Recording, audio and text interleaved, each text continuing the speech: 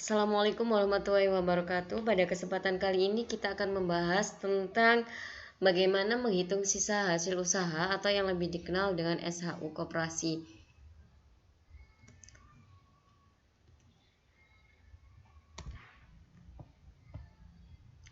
Minggu lalu kalian sudah belajar tentang apa itu koperasi.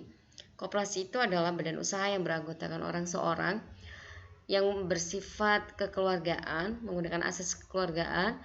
Keanggotaannya bersifat sukarela. Pembagian SHU dilakukan secara adil dan transparan. Itu adalah koperasi. Perangkat organisasi koperasi itu terdiri dari rapat anggota, pengurus, dan pengawas. Rapat anggota ini merupakan perangkat organisasi tertinggi dalam sebuah koperasi. Jadi rapat anggota ini dilakukan 1 tahun sekali biasanya, yang lebih dikenal dengan rapat anggota tahunan. Di sana akan membahas dan menetapkan anggaran dasar, anggaran rumah tangga, dan juga menetapkan pengurus, mengangkat dan memberhentikan pengurus dan pengawas, seperti itu ya. Rapat anggota ini dihadiri oleh pengurus, pengawas, dan juga anggota koperasi.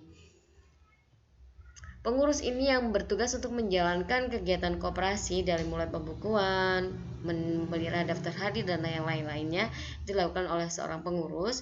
Kemudian pengawas ini yang nantinya akan mengawasi kebijakan yang sudah dikerjakan oleh seorang pengurus. Kebijakan yang sudah dikerjakan bagaimana pertanggungjawaban dari seorang pengurus itu nanti akan dilakukan oleh pengawas. Kemudian koperasi modalnya itu dapat diperoleh dari modal sendiri dan juga modal pinjaman. Modal sendiri itu dari simpanan pokok, simpanan wajib, dana cadangan, dan hibah. Kenapa di dalam modal sendiri tidak ada simpanan sukarela? Jadi kita kenalkan dulu ya, di dalam koperasi itu ada simpanan pokok, simpanan wajib, dan simpanan sukarela.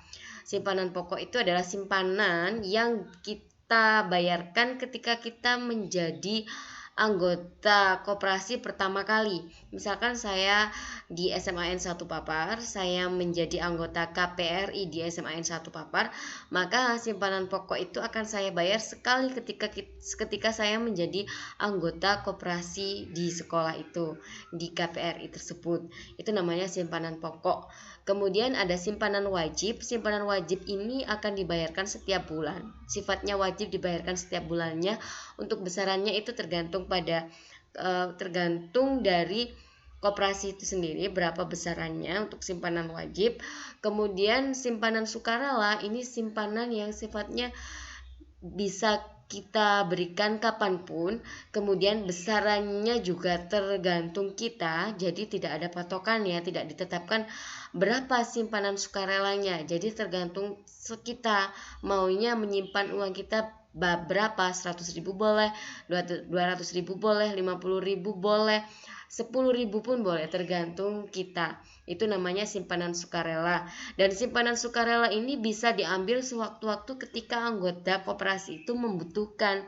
Maka di sini karena simpanan sukarela itu bisa diambil sewaktu-waktu, jadi dia tidak menjadi modal koperasi. Yang menjadi modal koperasi adalah simpanan pokok dan simpanan wajib saja. Kemudian ada dana cadangan. Dana cadangan ini adalah dana yang disisihkan dari SHU koperasi. Jadi misalkan kita ada SHU 30 juta, misalkan disisihkan untuk dana cadangan berapa persen. Nah, itu namanya dana cadangan ya. Untuk apa sih dana cadangan? Jika sewaktu-waktu ada kerugian, bisa menggunakan dana cadangan ini, seperti itu. Kemudian hibah ini semacam pemberian cuma-cuma ya, jadi tidak ada kewajiban dari koperasi untuk mengembalikan lagi karena diberikan secara cuma-cuma, seperti itu. Kemudian modal pinjaman ini dari mana? Bisa pinjam ke koperasi lain atau ke anggota, bisa pinjam ke bank, bisa berbentuk modal penyertaan. Modal penyertaan ini bisa dari pemerintah, bisa juga dari masyarakat. Kemudian jenis koperasi ada koperasi konsumen. Itu adalah koperasi yang usahanya di bidang barang-barang yang bersifat konsumtif. Seperti itu, kalau misalkan di Papar itu ada koperasi pusaka ya, KPRI Pusaka itu ada koperasi konsumen namanya ya, karena dia bergerak di bidang memberikan produk untuk dikonsumsi oleh anggotanya. Kemudian koperasi produsen ini yang berbentuk produksi, biasanya ada koperasi unit desa di Batu itu koperasi susu ya, koperasi susu. Jadi anggotanya yang punya sapi perah bisa menyetorkan hasil perahan sapinya ke KUD tersebut, seperti itu. Kemudian koperasi jasa yang berarti di bidang jasa. Kemudian koperasi simpan pinjam itu koperasi yang usahanya itu meminjamkan uang berupa menyimpan dan meminjamkan uang. Koperasi serba usaha. Jadi koperasi serba usaha ini banyak ya, campuran. Bisa barang konsumsi, bisa juga barang produksi, seperti itu. SHU itu sendiri apa? SHU sendiri itu adalah pendapatan yang diperoleh oleh koperasi selama 1 tahun buku dikurangi dengan biaya-biayanya. Bisa biaya kewajiban termasuk di dalamnya itu pajak, bisa penyusutan dan yang lain-lain. Itu namanya SHU. Jadi SHU itu adalah pendapatan yang diperoleh oleh koperasi ya. Prinsip SHU, di dalam pembagian SHU itu dibagi bersumber dari anggota. SHU anggota adalah jasa dari modal dan transaksi usaha yang dilakukan anggota sendiri. Kemudian SHU anggota dibagikan secara transparan, SHU anggota dibayarkan secara tunai. Alokasi SHU di sini pada Undang-Undang Nomor 25 Tahun 92 tentang Perkoperasian, pembagian SHU kepada anggota dilakukan tidak semata-mata berdasarkan modal yang dimiliki seseorang dalam koperasi, tetapi juga berdasarkan perimbangan jasa usaha anggota terhadap koperasi. Jadi di dalam koperasi itu ada jasa modal dan jasa usaha. Kalau jasa modal itu berupa simpanan, kalau jasa usaha itu berupa usaha yang dilakukan oleh koperasi. Misal tergantung pada usaha yang dilakukan koperasi. Misalkan koperasi berbentuk simpan pinjam, maka jasa usahanya adalah pinjaman yang dilakukan oleh anggota. Sementara jasa modalnya adalah jasa simpanan yang dilakukan oleh anggota. Kalau misalkan koperasinya berbentuk koperasi konsumen, maka jasa usahanya adalah jasa pembelian ya, maksud saya, jasa pembelian.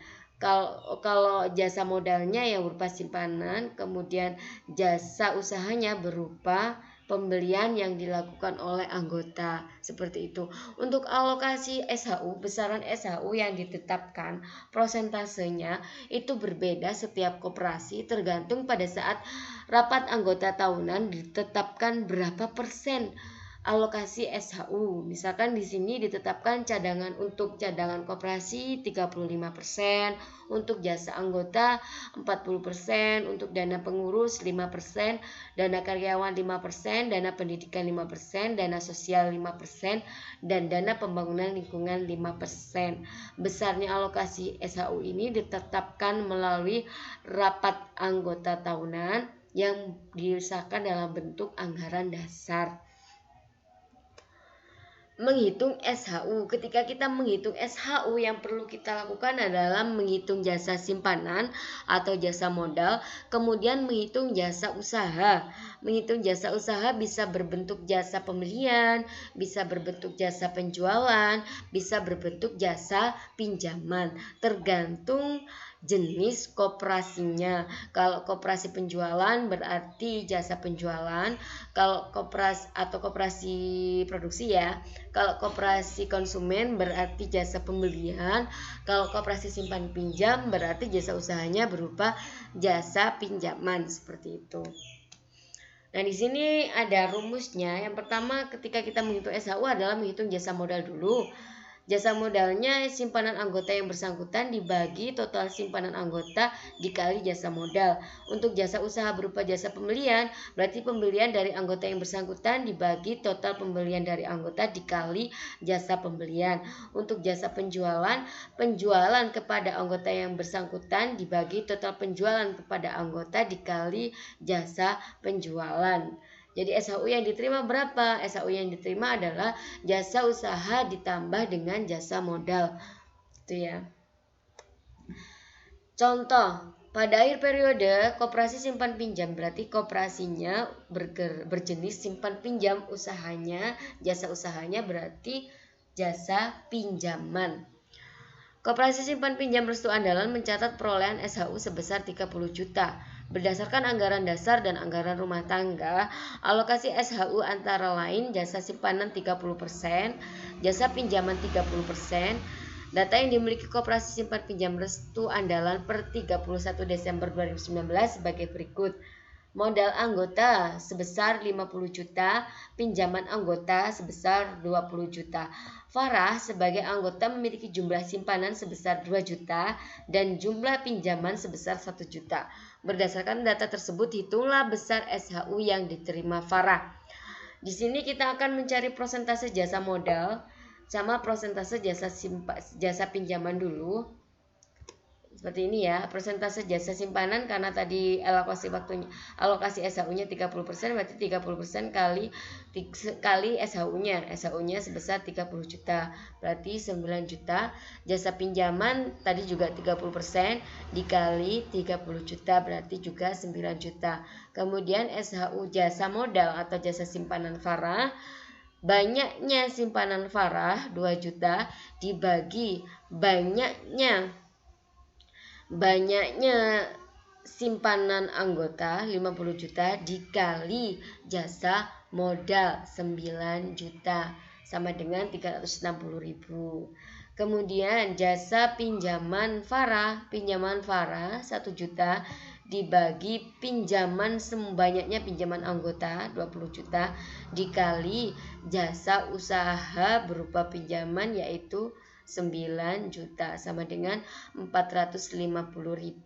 Berapa SHU yang diterima Farah? SHU yang diterima adalah penjumlahan dari SHU jasa modal atau jasa simpanan ini ditambah dengan SHU jasa usaha karena sifat pinjam berarti usahanya adalah jasa pinjaman sebesar 450.000.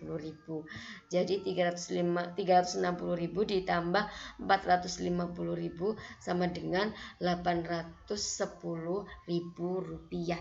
Inilah SHU yang diterima oleh Farah. Demikian penjelasan tentang bagaimana menghitung SHU. Terima kasih.